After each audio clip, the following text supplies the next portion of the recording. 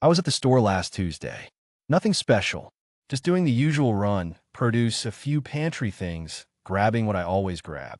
And I noticed something in the olive oil aisle that stopped me cold. The shelf was there. The label holders were there. But half the section was just empty. Little paper tags where the bottles used to be. Temporarily out of stock. That's the phrase they use now. Temporarily. Except nothing about this feels temporary. I started paying closer attention after that. Not just to olive oil, to everything. And what I found when I started looking, when I actually started tracking what's been happening in grocery stores across the country over the last several months, genuinely surprised me. And I've been doing this kind of research for years. Most people walk into a store, grab what they need, and don't notice when something quietly starts to disappear. It doesn't happen all at once. It never does. It happens gradually. One brand pulls back, then another. Then you walk in one day, and the whole section looks different, and you can't quite explain why. That's what's happening right now. And most people have no idea.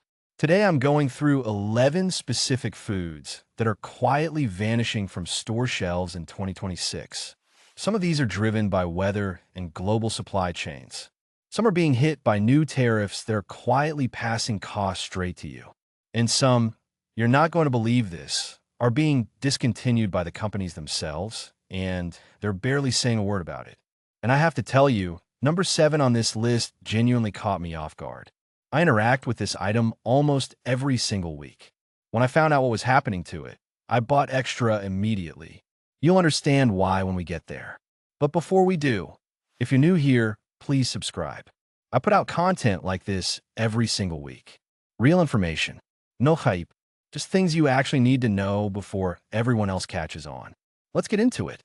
Item 1, extra virgin olive oil. I want to start here because this is what started this whole video for me. And the more I dug into it, the worse the picture got. Extra virgin olive oil has been quietly moving toward a real availability problem for the better part of 2 years. Most people caught a glimpse of it when prices jumped, and they did jump hard, but I don't think most people understood why, or that we're now entering a second wave of pressure on top of the first one. Here's what happened. Spain and Italy, the two countries that together supply the overwhelming majority of olive oil consumed in the United States, have been dealing with severe drought and heat damage to their olive groves. Consecutive bad harvests drove global prices through the roof. In some parts of Europe, olive oil became the most frequently shoplifted grocery item. That's not a metaphor. That actually happened. Now, layer tariffs on top of that. The U.S. imposed a 15% base tariff on European olive oil imports. That hits Spain, Italy, and Greece, the 3 countries that supply the vast majority of what lands on American store shelves. And because the U.S. produces only about 1 to 2% of the olive oil it consumes domestically, there is no real backup supply. There's nowhere else to go. I looked at prices over the past year, and they were already up around 25% before the tariffs kicked in. A bottle that used to sit at $10 is now pushing $12, $13, even $15 at some stores. And certain artisan brands, the smaller producers that make better quality oil, are quietly pulling back from the U.S. market entirely because the numbers don't work anymore for them. When I checked my usual store last month, they had about half the variety they had a year ago. Different brands, fewer options, and the spot prices suggested things were not going to stabilize anytime soon. My practical advice here is simple. If you use olive oil regularly, and I know most of you do, stock up now at your current price point. Buy 2 or 3 bottles instead of 1. Store them in a cool, dark place. Olive oil has a shelf life of 1 to 2 years unopened. You're not wasting money. You're locking in today's price before the next wave hits. This is one of those things that 6 months from now, people are going to wish they had paid attention to sooner. Item 2, affordable breakfast cereals. This one is personal for me because I grew up eating cereal. It was a staple in our house. Quick, easy, the kids love it. And I've watched it quietly transform over the last couple of years from something affordable and abundant into something that's starting to disappear from shelves in ways that surprised even me. General Mills, which makes Cheerios, Cinnamon Toast Crunch, Lucky Charms, Cocoa Puffs, Chex, and more, reported in December 2025 that their adjusted operating profits had fallen by 20%. That's a significant drop. And when a major food company sees that kind of decline, they don't absorb it quietly. They make cuts. And those cuts almost always mean pulling slower-moving product from the lineup. General Mills has already pulled several specific cereal varieties from shelves. Honey Nut Cheerios is one that's been reported. And the situation behind the scenes is a combination of things hitting at once. Climate issues affecting grain crops, consumers switching to store brands to save money, and a wave of people on GLP-1 weight loss medications who are shopping completely differently now, reaching for protein rather than carbohydrates. I noticed it at my grocery store a few months ago. The cereal aisle looked thinner. There were gaps. Some of the familiar boxes I've been seeing my whole life were just gone. Not out of stock, gone. The shelf space had been reassigned. If you have kids who love a specific cereal, I'm not trying to alarm you. But it might be worth buying a few extra boxes of the ones they actually eat, because if those varieties get cut, they tend to not come back. The realistic alternative here is store-brand cereals, which have genuinely improved in quality, or switching to oats, which are still widely available and significantly cheaper per serving. This category is quietly shrinking. Keep an eye on it. Item 3. Canned soup varieties. Canned soup is the kind of product people never think about until they go to grab their usual can, and it's not there. And that moment of, that's odd, is happening more and more for people shopping for canned soup right now. Here's what's going on underneath the surface. Canned soup relies on a surprisingly complex supply chain. You need the vegetables, the broth, the protein, the flavor ingredients, the cans themselves, which have been more expensive to produce because metal costs went up, and then you need the factories running reliably with enough labor to keep output consistent. When even 2 or 3 of those things slip at once, output drops fast. What manufacturers have started doing is a quiet form of triage. They're maintaining production on their highest-selling SKUs, your classic chicken noodle, your tomato, and quietly pausing or discontinuing the less popular varieties. The minestrones, the specialty flavors, the regional stuff. Retailers have been reporting inconsistent deliveries from major brands, which leaves shelves partially stocked and creates that patchwork look where some spots are full and others have little paper tags. I spoke to someone who works in grocery distribution, not at a major chain, just a regional operation. And she told me that the inconsistency in deliveries from big soup brands has been a real headache for months. They order what they always order, and they get about 70% of it. That's the reality on the ground. The practical move here is to round out your pantry now, especially if you rely on specific flavors for quick meals. Stock up on the varieties you actually use. And if you want variety, look at store-brand options. They're often made in the same facilities with similar ingredients, and they tend to be restocked more reliably because the retailer controls the supply chain directly. Item 4. Fresh tomatoes. I want to take a second here because this one is going to affect nearly every household in America, and I'm not sure people realize how close to the edge we actually are right now. The United States gets about 70% of its fresh tomatoes from Mexico. Your cherry tomatoes, your Roma tomatoes, your heirloom tomatoes at the farmer's market that traveled through a Mexican greenhouse to get there. That's the supply chain. It has worked for decades, and right now, it is under serious pressure. New tariffs on Mexican tomatoes kicked in following the collapse of a long-standing trade agreement. The U.S. Commerce Department determined that Mexican producers were undercutting American growers, and tariffs of almost 18% were implemented. The problem is that American growers in Florida and California simply cannot replace that supply. They don't have the scale. They don't have the year-round production capability. You can't rebuild a supply chain like that overnight. Importers and retailers have been warning of price spikes in the range of 40 to 50% on fresh tomatoes. A package of cherry tomatoes that was $2.50 a pound could be pushing $3.50 or more.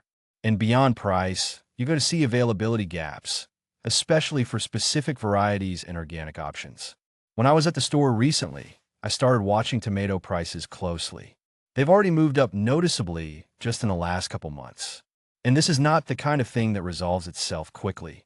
My honest advice is to consider growing your own tomatoes this season. Even in a small container on a patio or balcony, you can produce a meaningful amount, especially with cherry varieties. Beyond that, Get comfortable with canned tomatoes as a substitute for fresh and cooked dishes. The quality is genuinely excellent and the price is stable. San Marzano-style canned tomatoes are incredible in sauces. They'll serve you well. Item 5. Rotisserie chicken. This one is going to hit home for a lot of families because the rotisserie chicken is one of the greatest value propositions in the entire modern grocery store. $8 for a cooked whole chicken that's ready the moment you walk in the door. It's a lifesaver for busy families, and it's becoming increasingly unreliable. The issue comes down to the poultry supply chain. Bird flu, H5N1, forced American farmers to cull more than 150 million chickens over the past couple of years to contain the virus. That's an almost incomprehensibly large number.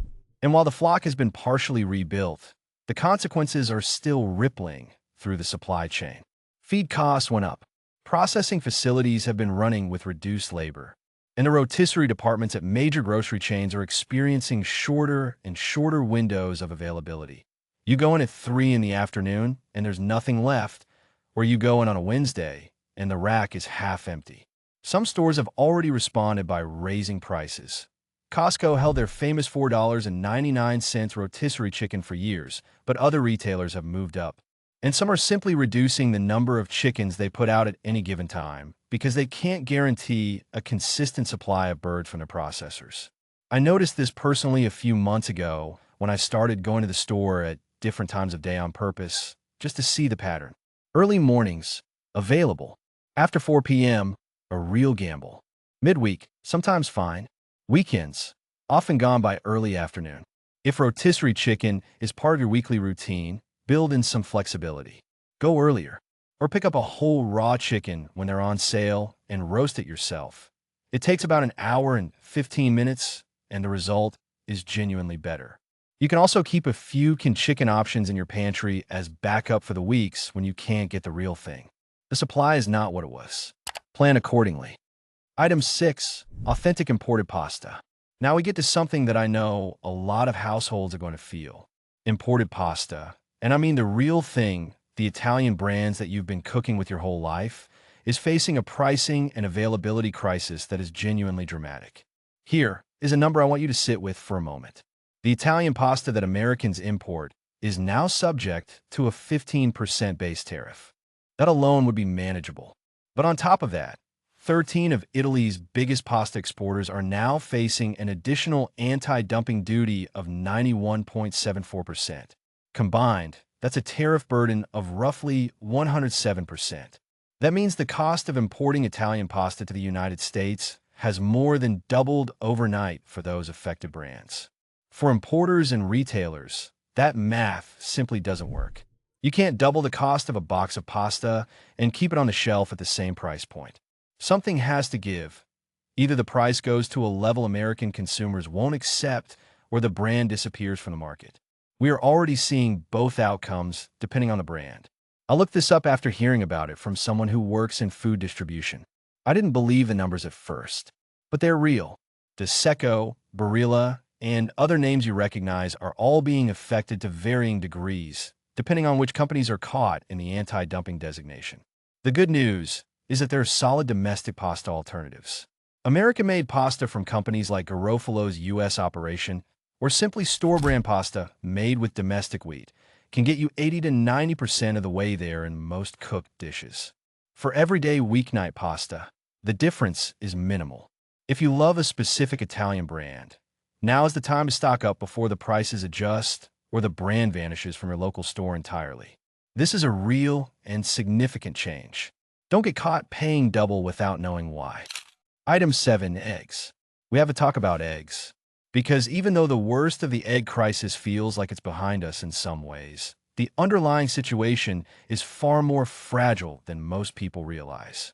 And what's coming next could be just as disruptive. During the height of the bird flu outbreak, American farmers culled more than 150 million chickens. The average price of a dozen eggs hit $7.74 nationally in February 2025, with parts of California seeing $9 a dozen. For context, that same dozen eggs had cost about $2.50 a year earlier. That is a price increase of more than 3 times in under 12 months. Prices have come down somewhat since then, but the flock has not fully recovered. Rebuilding a poultry flock after mass culling takes time. You can't just flip a switch. The birds that exist now are younger, productivity is uneven, and any new outbreak of H5N1, which has not gone away, could trigger another round of culling almost immediately. I personally started keeping a modest egg rotation in my fridge, buying a couple extra cartons when prices are reasonable and rotating through them. It's not hoarding, it's just basic management of a supply that has proven to be extremely unstable. And here's what most people aren't talking about. The egg situation has had a knock-on effect on every product that uses eggs as an ingredient. Mayonnaise, pasta, baked goods, certain sauces and condiments. All of these categories are dealing with elevated input costs that haven't fully passed through to retail yet. When they do, you'll see another wave of price adjustments across the store. The practical move is to diversify your protein sources and keep a small buffer stock of eggs when prices are reasonable. Learn to substitute in baking. Applesauce, flaxseed, mashed banana all work in the right applications. And be aware that this is not over. It's in a pause. Item 8, coffee. I almost didn't include coffee because I figured most people already know about this one. Then I realized most people know prices went up, but they don't know how severe the supply picture actually is or how much higher this could still go. The United States placed a 50% tariff on imports from Brazil, the world's largest coffee producer, supplying something like 40% of the world's coffee supply.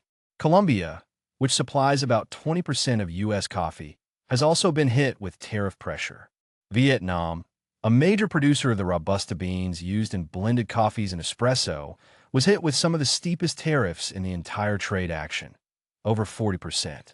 Now pair that with the fact that coffee crops in Brazil have been struggling with weather volatility, alternating droughts and floods in key growing regions that have reduced yields. And understand that coffee is a long cycle crop. You plant a tree, and it takes 3 to 5 years to produce a full harvest. There is no quick fix. What this means practically is that the affordable ground coffee on your grocery shelf is under serious pressure from multiple directions at once. Brands have already been shrinking their cans. A 30-ounce can become 28 ounces, then 26, and the price stays the same or goes up slightly. Classic shrinkflation applied to something you buy every single week. I started buying whole beans in larger quantities from a domestic roaster and storing them properly. Airtight container, freezer for anything I'm not using in the next 2 weeks. The quality is better and the cost per cup is significantly lower than the premium pods or branded cans. If coffee is a non-negotiable for you, buy in bulk now. Buy more than you think you need. Store it correctly. And consider exploring domestically grown options. Hawaiian Kona and California-grown coffees exist. Though they're premium priced, they're immune to import tariffs. This is one of those categories where the quiet changes happening right now will feel very loud in about 6 months. Item 9. Certain specialty snacks and chips. This one might seem lighter than the others, but I'm including it because it represents a pattern that's playing out across the entire snack food category in ways that are going to frustrate a lot of people. Popular snacks are disappearing. Not slowly, not gradually, just gone. Doritos Dinamita, which had a devoted fan base, disappeared from shelves in 2025. Hot Cheetos popcorn gone. And those are just the headline examples. The list of discontinued Lay's varieties, discontinued Frito-Lay flavors, and quietly pulled snack products is growing every month. Why is this happening? A combination of factors. The companies are rationalizing their product lines, cutting the 20 or 30% of SKUs that generate a small fraction of revenue in order to simplify production and reduce costs. At the same time, ingredient costs have risen. The oils used for frying, the spice imports that give these snacks their flavor, the packaging. And perhaps most interestingly, the GLP-1 medication wave is genuinely affecting demand. When 12% of American adults are on appetite-suppressing drugs, the high-calorie snack category feels it. The result is that the snack aisle is shrinking in variety, even as it maintains its physical space. Brands are filling that space with fewer, safer options. the classics that they know will always sell, and quietly letting the more adventurous or niche products disappear without announcement. I'll look into this after noticing a few of my own go-to products just stopped appearing at my store. No notice. No, this product is being discontinued. They're just gone. And when I looked at reviews online, I found hundreds of people who had been searching for the same things and coming up empty. If there's a snack you love, the honest advice is don't assume it will always be there. If it's something you genuinely enjoy, buy an extra bag or two when you see it. And start identifying backup options now rather than later, because the category will keep narrowing. Item 10, bananas. I know, bananas. The most ordinary, cheap, taken for granted fruit in the entire grocery store. Bear with me, because this one is genuinely surprising. The banana is quietly one of the most threatened foods in the entire global supply chain, and most people have absolutely no idea. The world's commercial banana supply is dominated almost entirely by a single variety, the Cavendish, which is structurally vulnerable in a way that makes food scientists and agricultural experts genuinely nervous. There's a fungal disease called Fusarium wilt, tropical race 4, which has been spreading through banana plantations around the world for years. It has already devastated crops in Southeast Asia, parts of Africa, and Latin America. It's moving, and there is currently no commercially viable resistant variety to replace the Cavendish. Beyond the disease, extreme weather events in the tropical regions where bananas are grown have been disrupting supply more frequently. Fairtrade America has specifically flagged bananas as a commodity where American shoppers should expect higher prices and less consistent availability. Then there's the tariff angle. Mexico, one of the key transit and growing regions for bananas reaching the U.S. market, has been subject to the broader 25% tariff pressure on agricultural goods. When you stack weather disruption on top of disease pressure on top of trade friction, you get a fruit that has historically cost less than $1 a pound becoming something that will eventually cost significantly more. I'm not telling you to run out and buy 1,000 bananas. Obviously, that doesn't work. But I'm telling you to start familiarizing yourself with alternatives. Frozen bananas are excellent for smoothies. Plantains are a close relative and are widely available at international grocery stores, often at better prices. And the long-term picture for banana pricing is not good. Pay attention. Item 11. Affordable spices and dried herbs. I saved this one for last because it's the most invisible of all the items on this list. Nobody is talking about spices. And yet, the spice situation in 2026 is one of the most dramatic and underreported price and availability stories in the entire grocery store. Here's the reality. Nearly every spice you use in your kitchen is imported. Cumin comes from India, Iran, and Syria. Coriander and turmeric from South Asia. Black pepper from Vietnam and Indonesia. Vanilla from Madagascar. Cinnamon from Sri Lanka and Indonesia. The United States produces almost none of its own spices at any meaningful commercial scale. That means spices are hit by tariffs from multiple directions at once. Vietnam, a major source of black pepper, was hit with some of the highest tariff rates in the entire trade action, over 40% in some categories. India, which supplies enormous quantities of cumin, turmeric, and other staple spices, is caught in a complex tariff situation as well. The American Spice Trade Association has reported that prices across the category are already up 15 to 20%, with further increases expected. What makes this especially insidious is the size of a spice purchase. You spend $3.50 on a jar of cumin. You pay $4.25. You might not even register that as a price increase. It's just slightly more than you remembered. Multiply that across your entire spice cabinet, and you're talking about real money over time. I started buying spices from ethnic grocery stores, Indian grocery stores, Latin markets, Middle Eastern shops, where you can often get spices in larger quantities at much better prices. A 2-pound bag of cumin from an Indian grocery for the same price as a small jar at a mainstream supermarket. The quality is frequently better too. Beyond that, consider building a modest spice stockpile now. Whole spices, peppercorns, cumin seeds, coriander seeds, have a significantly longer shelf life than pre-ground. Buy a small grinder if you don't have one. Your food will taste better, and your budget will thank you. This is one of those categories where a little awareness and a few smart purchases right now will save you real money over the next year. Here's what I want you to take away from everything we just covered. These 11 items are not a coincidence. They're not random. They're a pattern. And the pattern is this. The American food supply is being squeezed from multiple directions at once. Climate pressure on growing regions, trade tariffs hitting imports, companies cutting product lines to survive, shrinking margins, and a supply chain that was never as robust as we assumed. Most people will notice this in bits and pieces. A price increase here, an empty shelf there, a product they loved that just quietly disappeared. They'll shrug and move on. That's fine. But the people who are paying attention right now, the people who understand what's driving these changes, those are the people who can actually do something about it before it affects their household budget. You don't need to panic. You don't need to build a bunker. You just need to be intentional. Stock up modestly on the things you use regularly while prices are still manageable. Learn a few substitutes for the categories that are under the most pressure.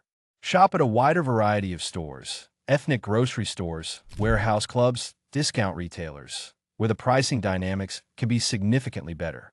The people who will feel this the hardest are the ones who aren't paying attention. That's not going to be you. If this video gave you something useful, please hit the like button and subscribe if you haven't already. Every week, I'm going through real consumer trends, pricing patterns, and store data so you have the information you need before everyone else catches on. Leave me a comment below and tell me, which of these items surprised you the most? I read every single comment. And next week, I've got something coming that I think is going to change how you shop for protein. You're going to want to see that one. Thanks for being here. Take care of your family. Stay informed. I'll see you next week.